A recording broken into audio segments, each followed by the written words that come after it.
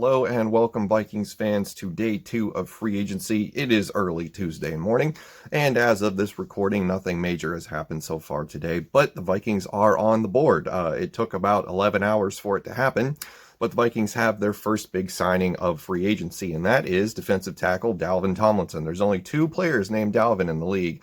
We now have both of them, which is funny. So Dalvin Tomlinson, formerly of the Giants, gets a 2-year, $22 million deal with the Minnesota Vikings. $16 million is fully guaranteed with a $15 million signing bonus. He will play the 3-tech next to Michael Pierce. That has been confirmed. There was some confusion yesterday on Twitter after he was signed because he is technically a nose tackle. He played most of his snaps with the Giants at nose tackle, I believe, 287. He did split time, but here's the thing. Is that he's likely going to be playing out of position despite his versatility, I think is going to be the argument when people try to pick apart this particular signing. But so far, the confidence is that he can take over the 3-tech position just fine next to Michael Pierce. Their combined sizes now puts the interior defensive line of the Minnesota Vikings over 600 pounds. So that is pretty wild in and of itself. And the reason that they went after Dalvin Tomlinson is because they knew that the draft class for interior defensive linemen this year wasn't the best. Now, I'm a big fan of like Levi Onwuzurike and Christian Barmore, but apparently the Vikings believe that there was better value at other positions in the upcoming 2021 NFL draft, so they went with Dalvin Tomlinson in free agency. So I think you could pretty much cross Christian Barmore off of your big board if you still have him on there, because he will likely not be a Minnesota Vikings selection for this upcoming draft, especially at 14 overall now, with that need having been addressed. So for Dalvin Tomlinson, looks pretty good on paper. PFF grades last year for 2020, he had a 75.1 overall grade, 70.3 in run defense, 74.6 in pass rush.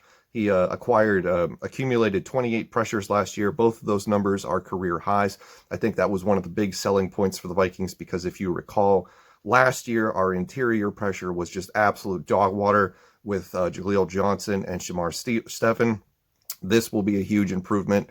The jury is still out on what Michael Pierce brings to the table, but with Dalvin Tomlinson and Michael Pierce, hopefully both up to par, this will open up things for the other defensive players in the front 7.